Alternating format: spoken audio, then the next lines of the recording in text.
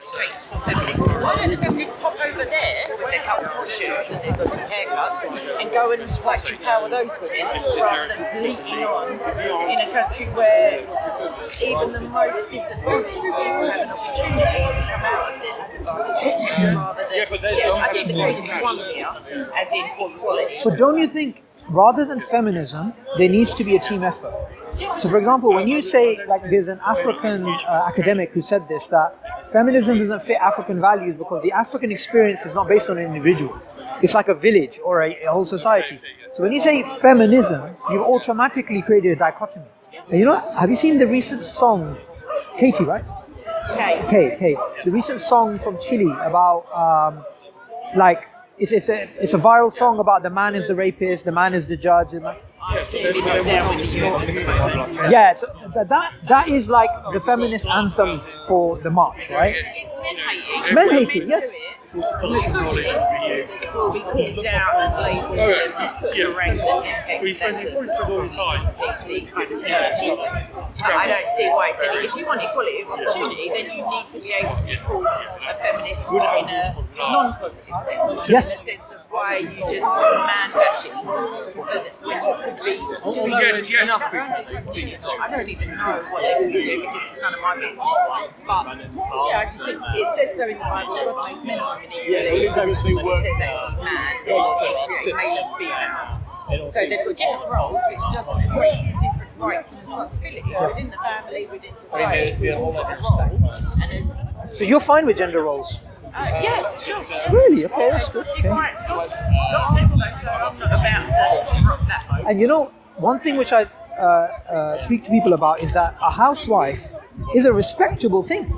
It's not a bad thing. You know what happened in this country for sure? The welfare state encouraged, promoted, skewed their policies to single parent households. So there were For capitalistic reasons? I don't know. There were cases where women, it was more financially beneficial to declare that the man wasn't there, even if he secretly was there. You got extra money for being a single parent household. Yes. And therefore, where's the equality of opportunity for men to become productive members of a household? How is society deeming marriage as quite old-fashioned and you don't really need it because the divorce rates will make it so high? Yeah. Because you're financially motivated to be single again. Yeah. And I mean, single parent households happen. There's nothing structurally. There is something wrong with that, but societally, there's no shame in this anymore. I mean, it's single. It could be death or any of those things, but it shouldn't ever be promoted. Yeah, absolutely. Inspired to, Absolutely. because then it's the victimhood status again. It's, well, I come from a broken home. Yeah. I came from an inner city. Now, in the 70s, they started using words like problem families. From the child. Yeah, and council estates in derogatory. The first council estates were lauded as places where they took out all these slum dwellings and put in running water, and obviously the original inhabitants couldn't move back because it was too expensive, but they at least made the effort to equalise the playing field and then decided to withdraw any support. Lots of immigrants from the same background, I'm sure, who genuinely saw their reason to put together because maybe they feel More at home. but then there's no diversity, there's no integration because diversity doesn't look like a lot of northerners living in one place and a lot of Pakistani people here. It just looks like little ghettos. Yeah. So I don't think it quite worked. Not to say that it was part of some Plan. It was a plan, but I think it may have been genuine. Yeah, no, it's genuine. But at the same time, it doesn't help because you get people who've lived here for years and years who can't speak the language, and it's a shame for them because there's not much literature. There's just day to day. I'm trying to learn a language at the moment. Difficult. It's not the easiest thing in the world, but at the same time, it's worthwhile because when someone's giving you that little and you can actually say it back to them in their own language, unless they just offer you a kettle or something, you realise you've gone way off track. Yeah. Yeah. So, Saboor. Saboor. Subboor. Saboor. So, Kate, is it your faith that makes you more inclined to be conservative with gender roles and these things? Do you think it's that? I would say when I was Now I was less Christian, less committed to my faith. I think that the idea of It's just equality falling has gone. Is it? So yeah, I would say so. What you raised there My faith is that Ireland, dictates I'm to not me very aware that Ireland's been taken everything, I suppose. My world I consider shifted when I Ireland lost. firmly So came the to fact Christ, so in that I was unafraid to call as far as I'm out concerned, Ireland is the persecution of Muslims, Christians, the whole before I would country. be, because of diversity, They're trying to erase their multiculturalism, I had to accept that all cultures were equally valued, even if they were stone in my step, even if they were, I don't know, you know, cutting off people's hands, or just any series of events, as long as it's labelled cultural rather than religious, because that just went out the window, then we all have to accept they're all equal, and I don't believe they are. I think that if I started a culture where children were killed at birth, where they, you know, in some, I don't know about nowadays, but in some African tribes, young children are just on you go, like left to fend for themselves. I think maybe South America. So I don't think that culture is equal in that respect. That child care for my own culture, and I think my own culture has been heavily influenced by Christianity, although sadly not as much now. And I see the value of Christian influence on society. Definitely wrong. You know, recently I was reading The Strange Death of Europe by Douglas Murray, and he spoke about that basically the Christianization of the Western world is the reason why we have the Western world as we have it today. But since yeah, well, it's a bad thing from the perspective that since people have left Christianity, it's kind of like a child with inheritance who's squandering it without realizing that the value of it. Now, when I went to school in the 1990s, the school was very much still Christian. So we used to sing like he's got the whole world in his hands and all that stuff, and classics, right? And what was funny is that my teacher, I remember openly, she was a Christian, she used to say abortion's murder, and she used to just say these things. Today should be lynched, like, you know, and was recently even when there is female shown, I think, on stage, she loved it because she wouldn't accept that transgender woman, and biologically it's obvious. Like, just, I can cut my nose up, I'm not a this person, I'm a person who used to be this way. so do you think it's like one of the arguments that's being made, even by Douglas Murray, who's an atheist, is that the Western world needs a Christian oxygen, right? I believe that we need to reclaim our heritage. So I know people who decided, I know people who passed away, as far as I know, believing that some sort of higher power exists, but it could be the trees, it could be All the sunshine. post-modern stuff, yeah. It could be anything, and that it may enable them to live better lives because they're sensitive, but it won't help with their salvation.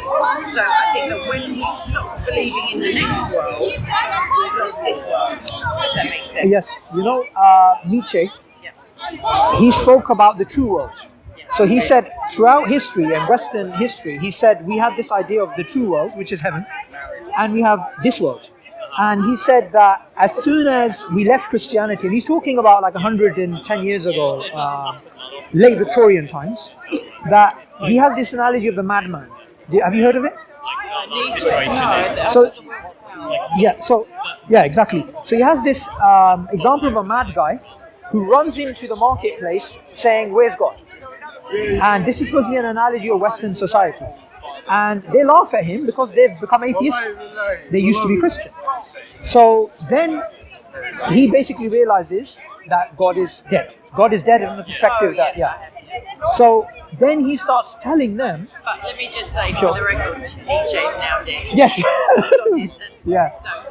Yeah. So what happened was the guy, he started telling them, since we have killed God and we are the murderers of murderers, what are we going to do with our life?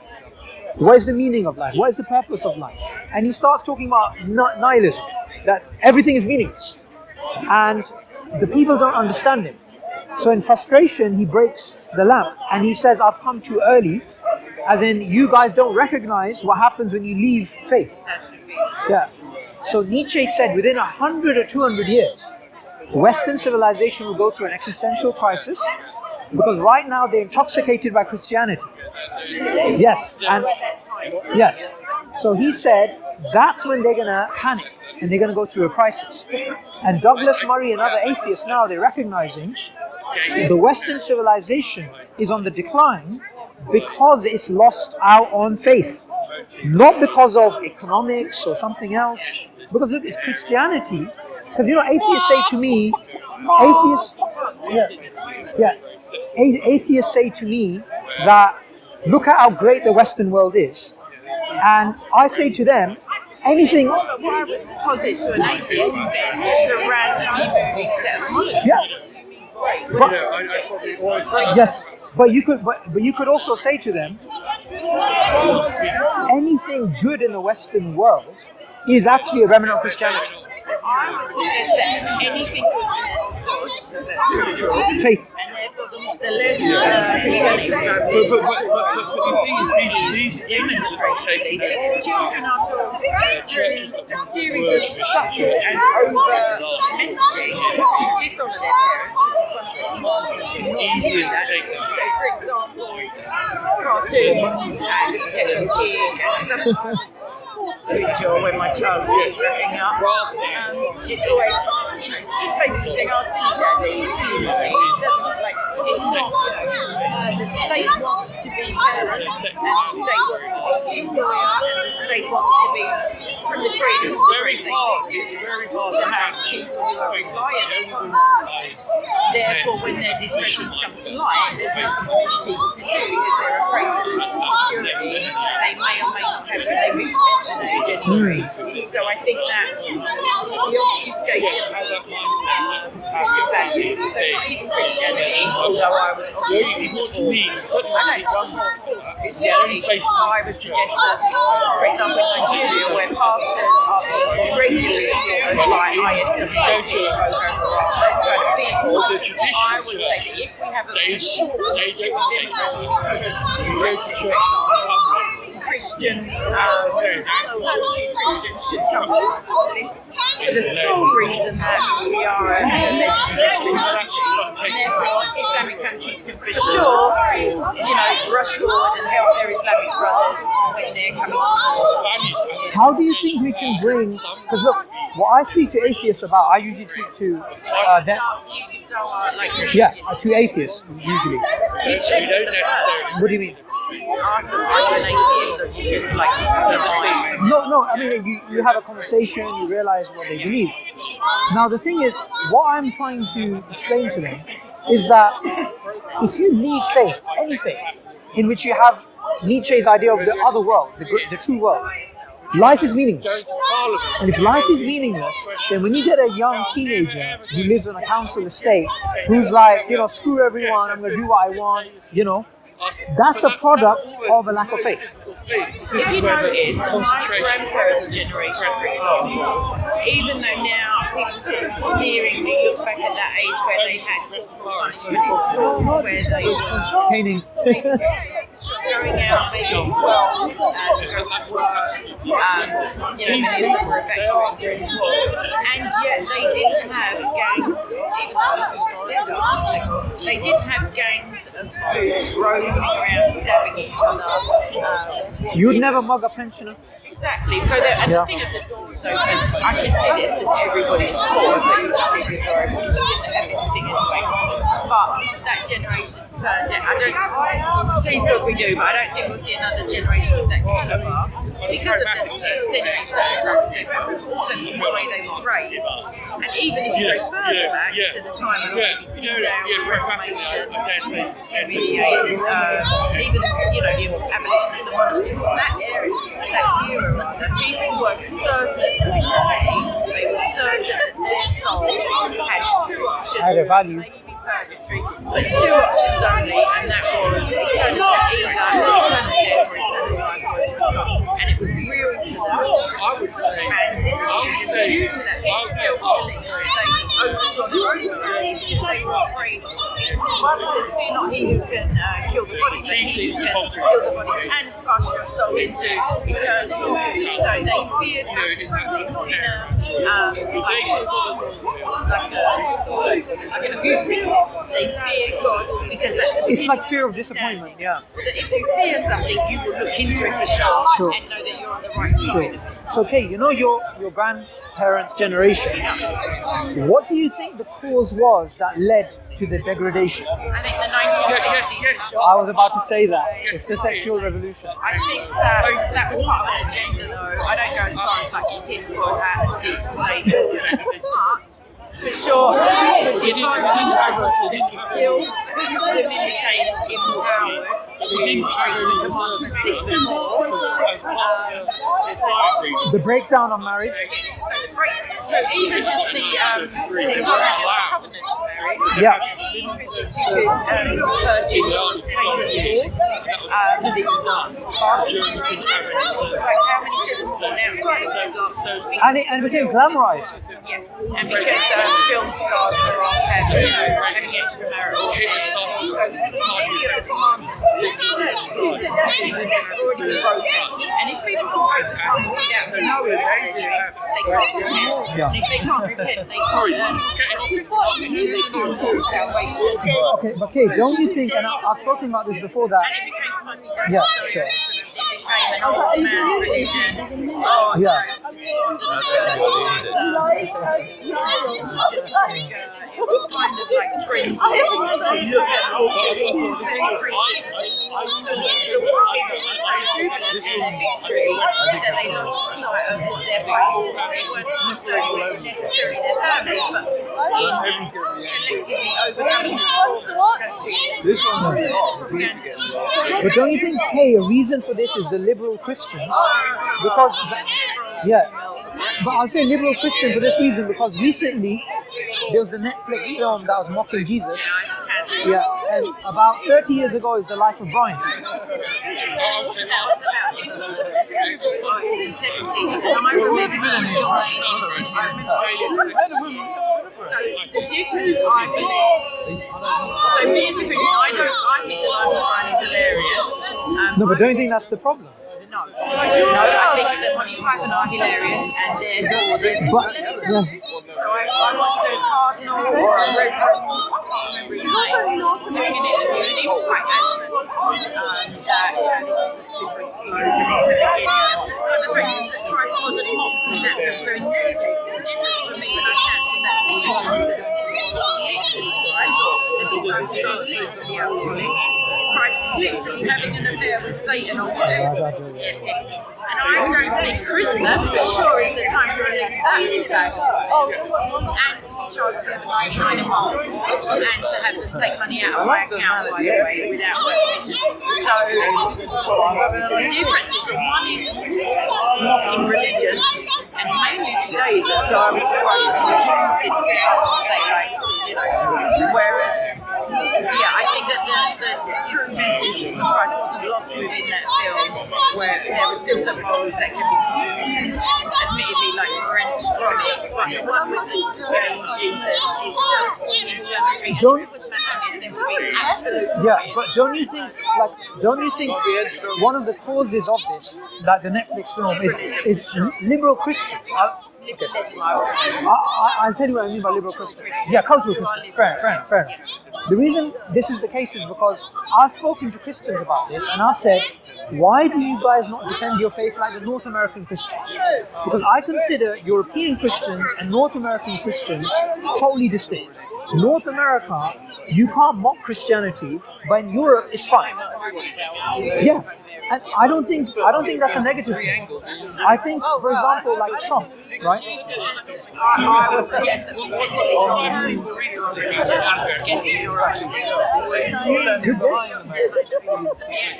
That's the bit. enable you to do a more staunch defence of faith as a good thing.